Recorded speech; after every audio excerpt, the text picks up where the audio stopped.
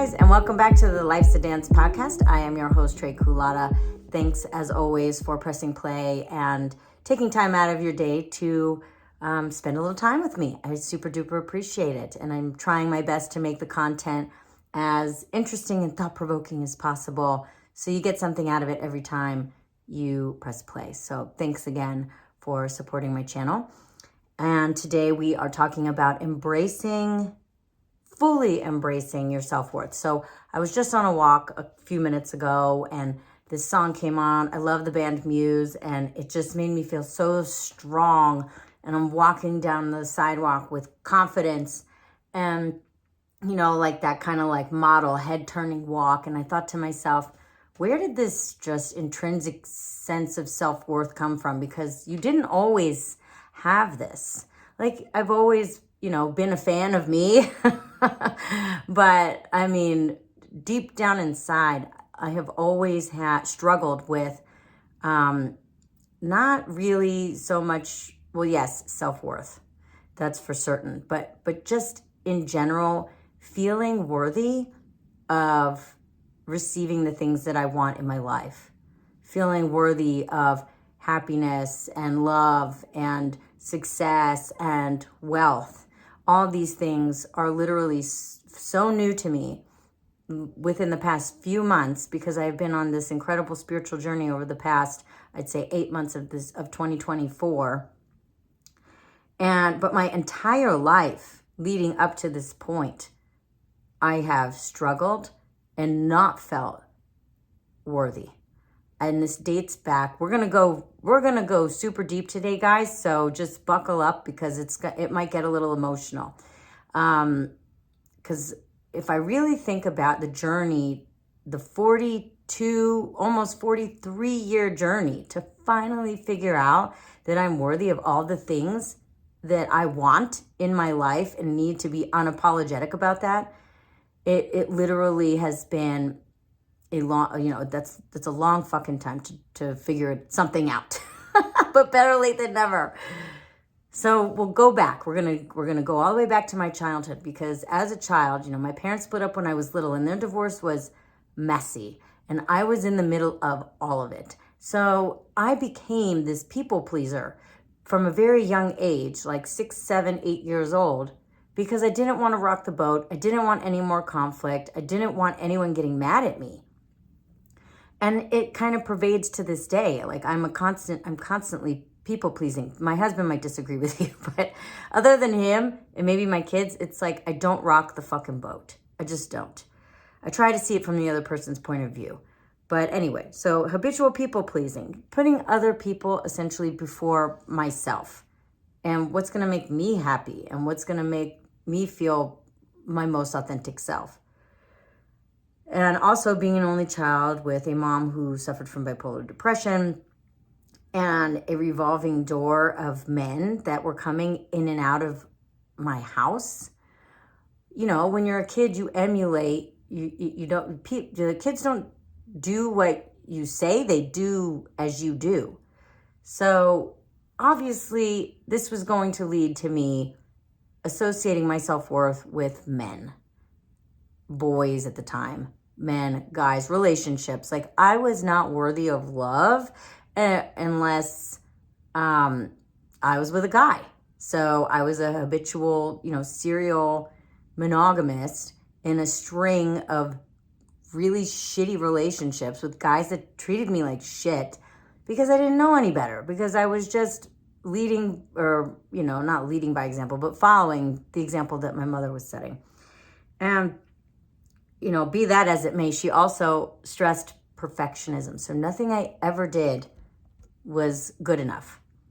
Or at least it didn't feel good enough. She sure as hell didn't, give me any verbal validation, emotional validation as far as my choices were going, even though like I was a straight A student and it did eventually lead to me going to college on basically a full ride academic scholarship because I was so determined not to live in this environment anymore. So in a way, pressure makes diamonds, right? So being in this kind of very repressed type of household, although on the self-worth side of the equation was not good, It forced me to want to create something better for myself.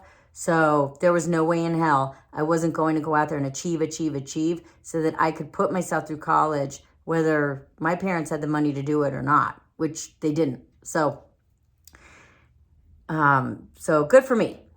Pat on the back, Trey. Good job, girl. I said not my mom. So anyway, where did all this lead? All of these, younger childhood, adolescent feelings of repression and unworthiness ultimately sought me to seek shit outside of myself, as it does most of us. So doing a lot of drugs and, promiscuous sex and long string of shitty relationships, as I mentioned before. So is any of this sounding familiar to anybody? For your sake, I hope it doesn't, but I have a feeling that it does, because most of us kind of go through this similar thing. Thought process of evolution. So all of that crap and baggage being now spilt, I spilt the tea. The voice of, I am not worthy of love, wealth, success, happiness, has been so loud and so pervasive for so long. How and when did I finally decide that enough was enough? And it honestly didn't happen until a few months ago. Because, I guess the process kind of started with my divorce back in 2018, just because I was feeling victimized and I decided I was going to retake control of my life choices and quit being the victim and rebuild. But it didn't really crystallize until a few months ago, because up until a few months ago, I have just felt like I have been battling this uphill battle, trying to figure out who I am, what I want to be when I grow up, and all these other things that create the person that we are and the life that we live. But underneath it all, even though on the outside, I purvey this persona of being very upbeat and happy all the time. Again, deep down inside, that voice of unworthiness has just always kind of been running in the background. And I started to meditate. I started going on this journey of meditation. And I will do some future podcasts on this, because I do think that it's a very important part of a holistic approach to living a joyous life, is integrating some type of meditation and prayer practice into your day-to-day routine. Because I didn't really start the process of healing these wounds, including all the shit that I went through with my divorce, which was kind of the pinnacle of it all, until I started going inside and doing the work on the inside. Mama couldn't afford a therapist, so I had to do it myself, just like the rest of the shit in my life. If you want something done, you got to do it yourself. So now I go to therapy, thank God, but whatever. I digress. So I started meditating, and I started realizing, after reading some books and really getting deeper into this kind of self-reflective, self-discovery process, that the one thing, if I could pick one thing that I just wanted to release and change, it was going to be this inner feeling of I'm not worthy. Because I could put so many things at the end of the sentence, I'm not worthy of, and feel like it's true. And now, after reading that book, The Gap and the Gain, which we talked about in a previous podcast, and sitting down and reframing my past from a perspective of gains, instead of looking at the future, or I guess even the present, from a perspective of, well, I haven't achieved what I thought I would by this point, it has totally changed my perspective on what I'm capable of. Because I've already overcome so many challenges in my life that all I can do is go up from here. It's literally just limitless. And that's where our worthiness I think, comes from. It's from overcoming those really challenging times in our lives where we prove to ourselves we are strong. So when I'm walking down the street earlier, strutting my shit in the middle of the day for no reason other than I'm feeling myself, fuck yeah, I've earned it. I've motherfucking earned it. And I am worthy. And the more that I tell myself that I'm worthy, the more I start to believe it.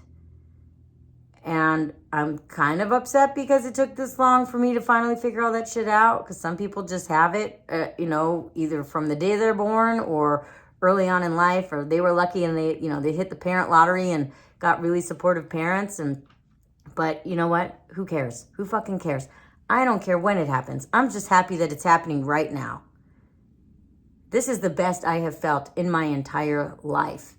The most confident I have felt in my entire life. And it all started because I decided to go inside, and rather than deflect or escape through like drugs, alcohol, television, social media, and just kind of ignore what was going on inside, I sat down with myself every day for the past 8 months and really dug deep and looked at inside that repetitive thought that was causing me not to believe in myself. And that is hard to do. It is so much easier to turn on the TV, to scroll through your social media, to have a few too many drinks with friends in the name of, I don't want to feel this way right now. Or I don't want to look at, the problems or the issues in my life that are stemming from me and my choices. So hallelujah, praise. I decided to start meditating because of a challenge that I was put through with, I was working with a coach. I call him Master Brody Whitney. He's amazing. Brody, if you're listening, I fucking love you, dude. You changed my life forever. And it literally started out with 5 minutes a day, just 5 minutes, just to kind of, connect with the source and thank the source for all of the great things that it has done for me. And then along that journey, coming to face the fact that I have felt unworthy for way too fucking long. And now I've decided to change the story and change the mantra and change the perspective of how I view myself.